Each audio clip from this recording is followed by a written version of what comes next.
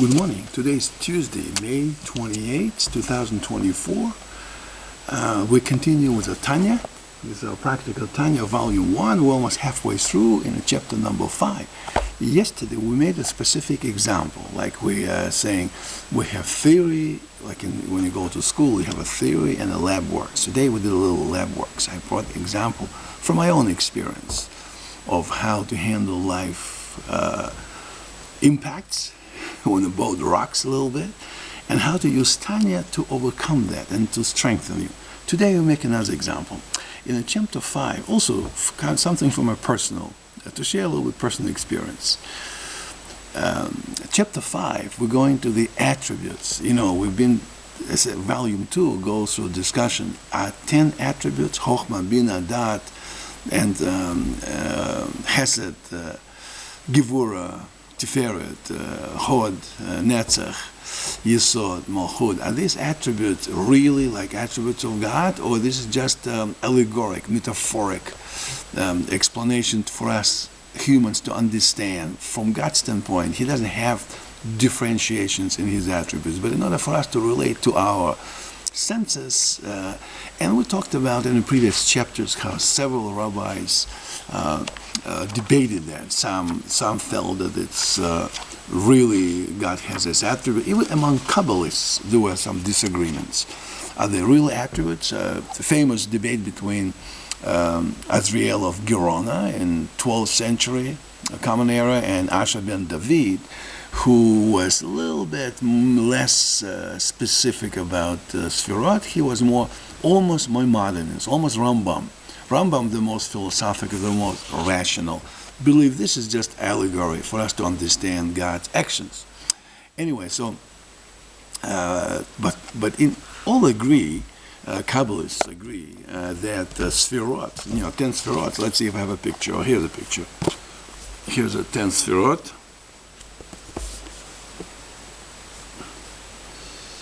And we talk about the worlds of the four worlds. From world Asiya, the infinite light goes from Asiya to Beria to Yetzirah, and to Atzilut to Beria to Yetzirah to Asiya, ultimately to us. It gets filtered as it goes through, and the way it does it, in every layer there's a 10 sferot. Let's say the highest world, Atzilut, there are 10 sferot.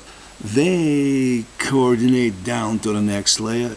Light gets filtered as more Beria, and then they continue going to a next set of sferot, same sferot, but in a different level, and then ultimately it comes to the lowest world, the world of Asiya, the world of action. So each sferot contains all other sferot and some of the sferot in it. In other words, in the Hesed, there is a little bit of Gevura.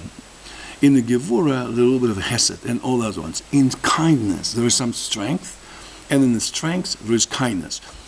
The Abraham is on the right, which is Hesed, complete Hesed. On the left is Yitzchak, strength, Gevura, and in the middle is Jacob, balance, Tiferet, something in between. I will show you an example. Our right hand is actually Hesed. The right, you would think right is a strength, but the right is associated with kindness, and the left associated with strength.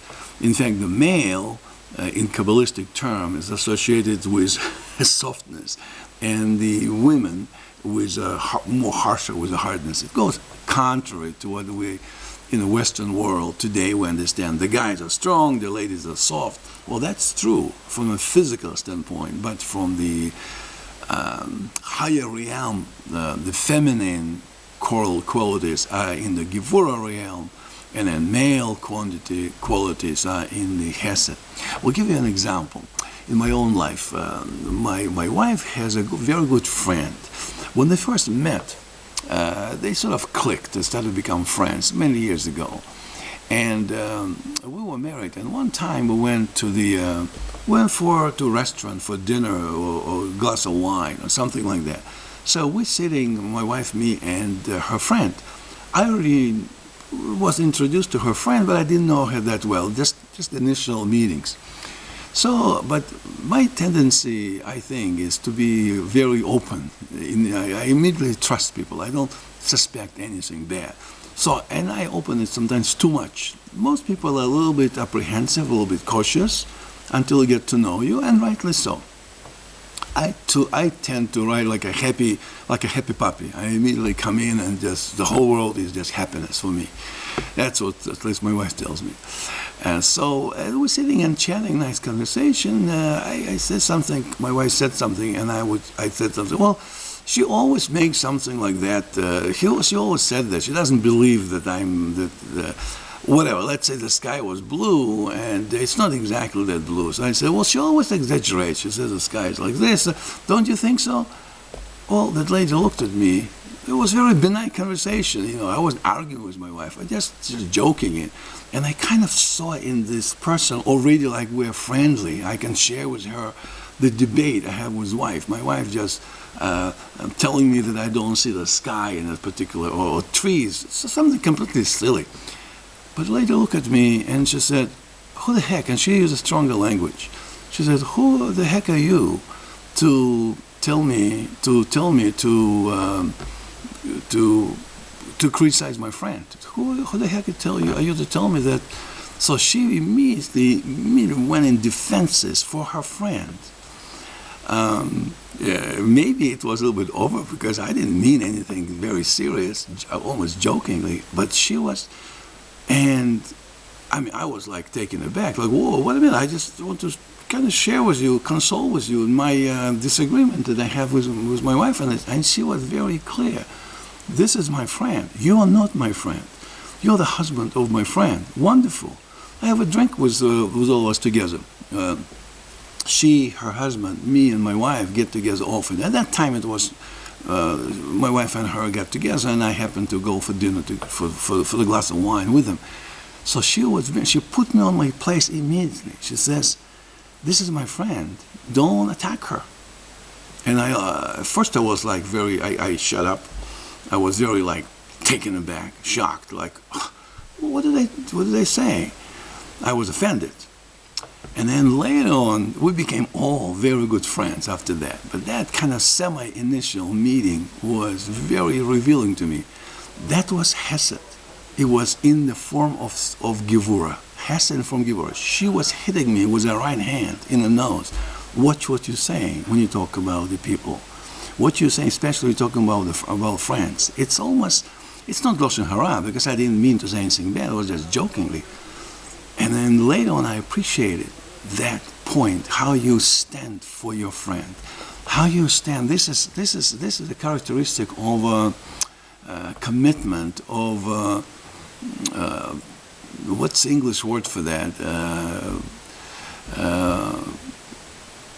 Not commitment, but you are a faithful friend. I'm looking for the word, searching for the word. Allegiance, alliance. Okay, you find the word. I can't find the word. When let's say the king has his right hand man, and he is dedicated to the king. The word escapes me. I can't find it. But there's something that you stand for. That I can trust you. I know you'll cover my back.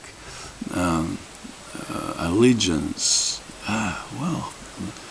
What's this word? What's this word, guys? Anyway, maybe I'll remember it next time. I'll say, but this is what she displayed. That is how strength, but it actually was good for me. I learned my lesson of kindness. I had to be soft and not to attack people, and to be more tolerant and thoughtful and kind, and not to jump. And also allegiance for the friends, how friends can stand to each other. The same thing in the families. It applies to everything, for the friends, family, neighbors, countries, nations, for a group. The group gets together, circles the wagon, so to speak. That's a kindness, but expressed in strength. That's a good example. I think it's a good example. What do you think? And that is a fifth chapter of Tanya, essentially essentially covers how sferot. Now, Tanya will start saying that the one of the mechanisms, Netzach is endurance, and Chod is splendor, and Yesod is foundations. And instead, the lower energies, actually, they are perceived. This energy are perceived by prophets, because now we're talking about the prophets. The prophets receive this energy, not the highest energy, not Chochmah bin Adad, but from a lower one, from a Chod, Netzach, Yesod, the lower 5, lower 3, that's chariots that the prophets receive temporarily, because prophet is not in continuous state of prophecies. They get this prophecy, and then it kind of disappears. Jeremiah, Isaiah, Ezekiel, we know that. Anyway, so that is the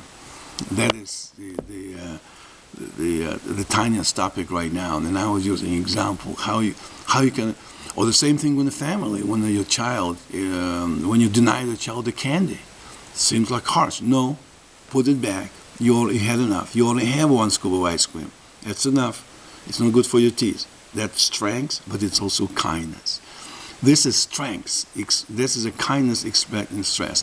I wonder if the opposite example, when the strength expressed in kindness, I guess when a surgeon does the surgery operations, it's like it's a kindness, but it's expressed as strength. You have to make a cut, to remove a problematic issues, or repair, or reset the bones, or something like that. That would be an example. So all these sferot are interacted not by their own, and there's another question whether it's all one of God or not, but basically it's all interacted. And the goal, and the higher the level you go, the higher you go from Asiya to Beria, to Yetzirah to Beria, to Atzilut. In Atzilut, now you cannot distinguish them. They're all kind of one. But as it filters down, they become like photographer. When they develops a film, it becomes, in a dark room. If you have the photography of the kid, you develop it, and it comes on more and more and more and more. That's how this sferot coming down from one world to another. But in Atzilut, they all exist, but you can't distinguish them. They didn't yet develop. You cannot tell the difference between Hesed and Gevurah, between Chod and Netzach. But down it becomes more and more clear. So from our perspective, we think God has separate components, constituents to that. Well, that's incorrect. That is, what do you call it? You're questioning the unity, the non-duality of God. So from God's perspective, it's all one. But from our perspective, we see that different expressions of God, and debate even with Kabbalists. Nobody agrees that from God's standpoint, it's all one. We can't understand how, but that's how it is. I'm trying to, but this example explain the best I can. But from our standpoint, we see that, and the Kabbalists argue. Some would say, well, we actually see the real characteristics that God has, and some Kabbalists will say, no, it's all one. It's just in order for us to relate to it. We relate to the earthly things by saying this is kindness, and this is strength, and this is splendor, and this is kingdom. So that's just we metaphorically, and that's the point. They're bordering with Rambam, with Maimonides. They're bordering with is just the allegorical understanding for us humans to understand God. So Rambam is he doesn't think that God has this characteristic. He thinks this is just a way we're trying to explain it. Kabbalists saying, no, they do exist, and some saying they only exist from our perspective, and some says, no, they really exist even from God's perspective.